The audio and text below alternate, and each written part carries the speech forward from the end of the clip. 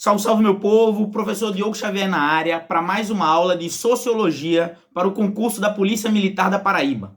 Hoje nós vamos trabalhar sobre classes e movimentos sociais, beleza? Então, você que chegou até aqui, se inscreve no canal, compartilha para o pessoal, reta final para a prova de vocês, que vai ser nesse domingo. Então, compartilha o canal, curte, dá aquela força para a gente chegar pertinho dos 3.000 inscritos, ou quem sabe, em uma semana, a gente chegar nesses 3.000 inscritos aí, ok? Para lembrar você que teve um aulão de história no dia 19, quinta-feira, e ele está disponível. Se você quiser um aulão de história, 2 horas e meia, é só falar comigo no meu WhatsApp, que tá lá, e você consegue comprar essa aula gravada, beleza? Apenas R$ 15, ok? E o pessoal de Sociologia, não vai ter um aulão de Sociologia, mas durante essa semana eu vou parar um dia e vou fazer uma aula aqui maior de Sociologia. Se vocês pedirem aqui nos comentários, porque a pedida foi muito maior para a história. Então, se vocês comentarem aqui, professor, faz um vídeo, parará, eu paro um dia e consigo fazer ainda isso até sábado para a gente conseguir lá, tá certo?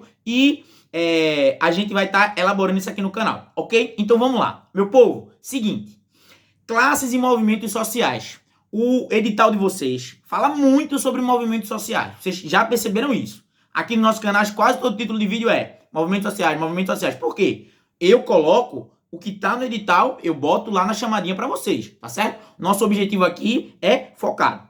Vamos entender o que é uma classe social. Aqui a gente tem lá aquela famosa frase de Karl Marx que diz: a história da humanidade até hoje tem sido a história da luta de classes. Então, classe social, meu povo, não é quanto você ganha objetivamente, mas que lugar na sociedade você ocupa. Nós vivemos numa sociedade capitalista. Uma sociedade capitalista é dividida em duas classes: os burgueses e os proletariados. A burguesia é quem detém os meios de produção e o proletariado é quem vende a sua força de trabalho. Isso aqui eu estou utilizando os termos técnicos, acadêmicos. Então vamos lá. O que é um burguês? É aquele que tem o controle da economia. Então vamos lá, um dono de mercadinho, o cara que ganha muito dinheiro, a pessoa que, assim, né, que tem uma pessoa que tem um bom emprego, um concurso público legal, ele é um burguês? Não.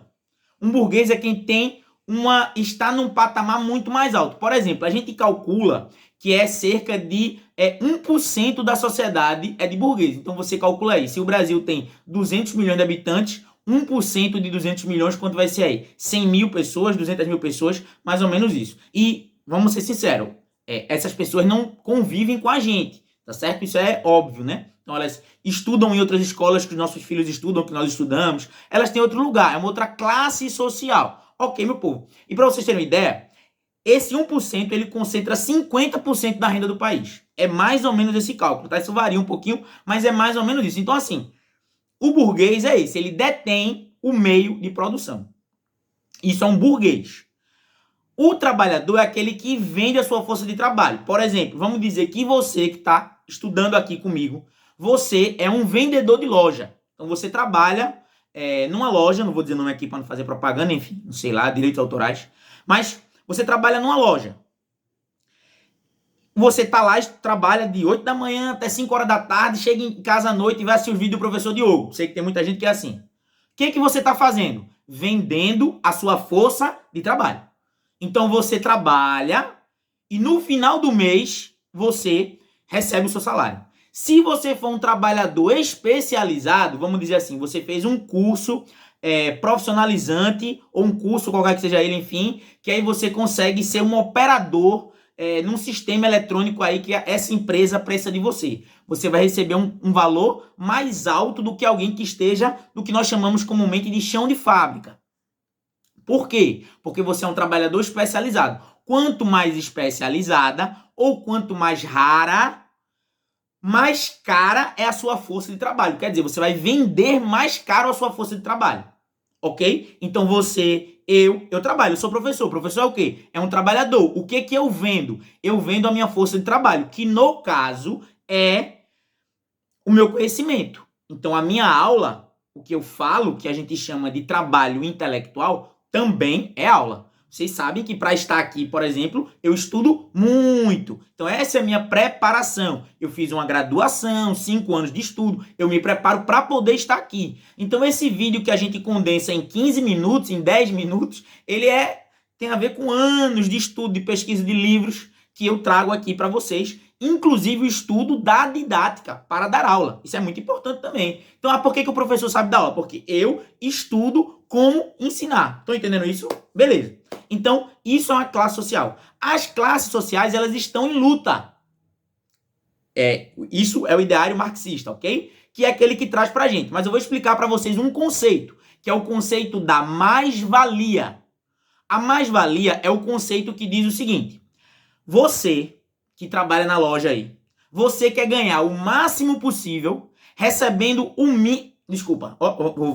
mais-valia. Você, trabalhador, quer ganhar o máximo possível trabalhando o mínimo possível. Já imaginou seu patrão chega para você e diz, agora só precisa chegar aqui de 9 da manhã, largar de 11 e eu vou dar o dobro do salário. Imagina o sonho. Ao mesmo tempo, o seu patrão quer que você trabalhe o máximo possível recebendo o mínimo possível. E como é que se garante isso? Com uma massa de desempregados, por exemplo. Qual é aquele grande medo que a gente tem quando a gente está trabalhando? É ficar desempregado, não é verdade? Então, assim como eu sei também que tem muita gente que está aqui assistindo meus vídeos que está desempregado, que está estudando para o concurso, mas se o WhatsApp chamar lá, tem uma vaga de emprego em tal canto, tu vai lá correndo. O que significa isso? Quanto maior o número de desempregados, menor o valor da força de trabalho. Isto é a mais-valia.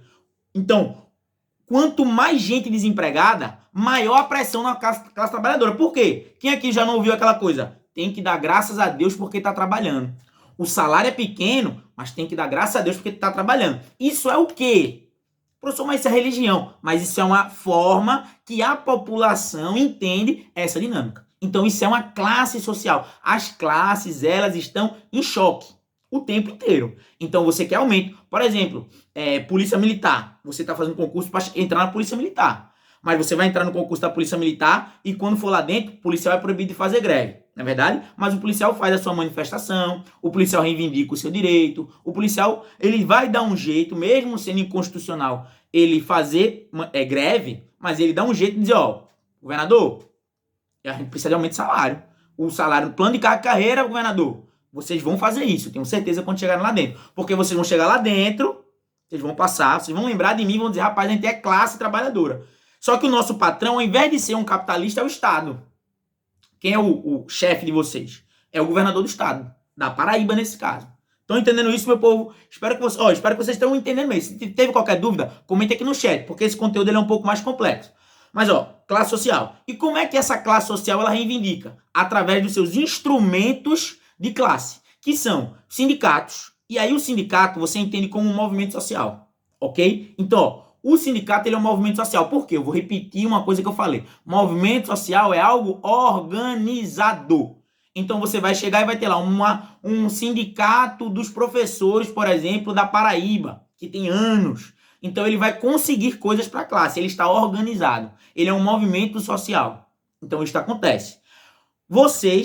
A classe trabalhadora de maneira geral, ela se organiza. Seja nos sindicatos propriamente ditos ou nas manifestações dos movimentos sociais. Então, por exemplo, acontece uma redução de salário ou uma luta que acontece muitas vezes, que é contra a demissão. Então, a empresa X pega e diz, nós vamos demitir geral aqui. Aí acontece uma paralisação para pressionar que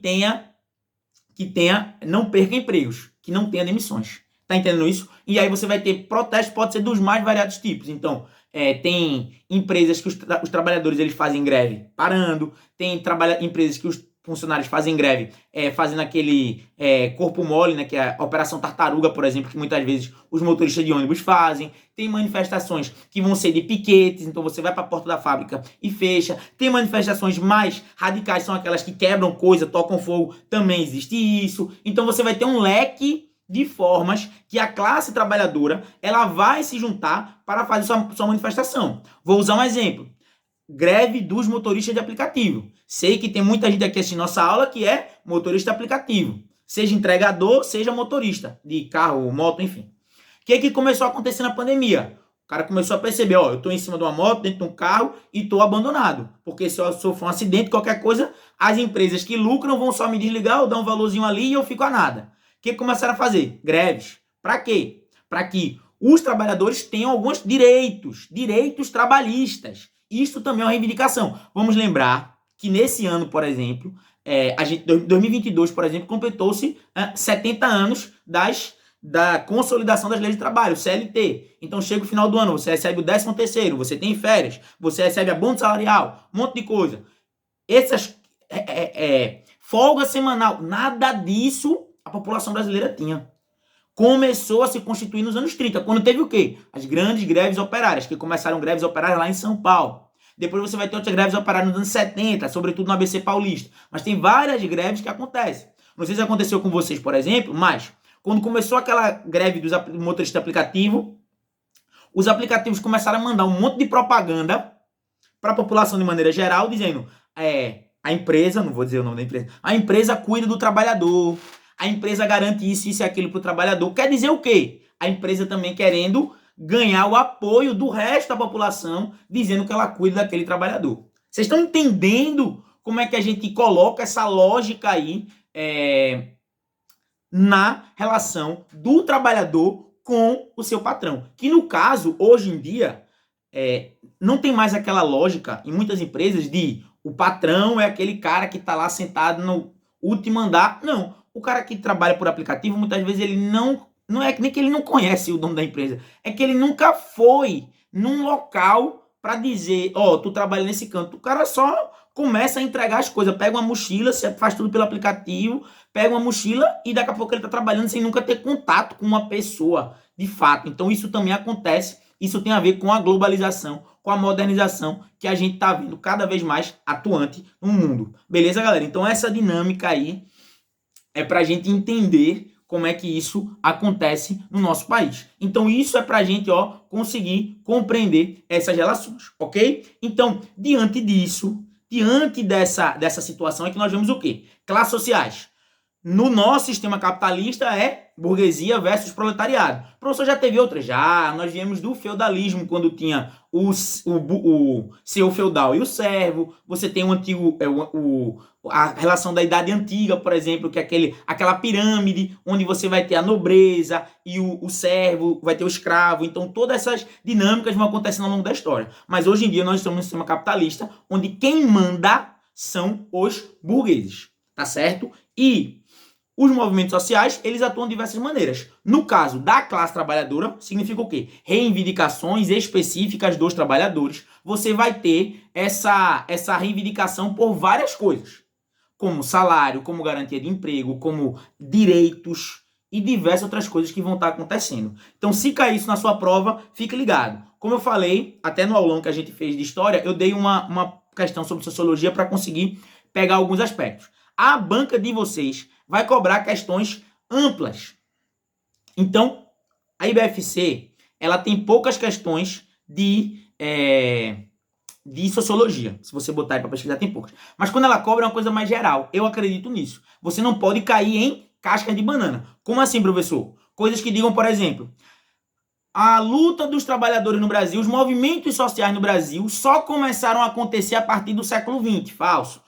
Coisas desse tipo você não pode marcar. Então, sempre que os trabalhadores vão fazer manifestações é por conta de salário. Falso. Tá entendendo essa lógica?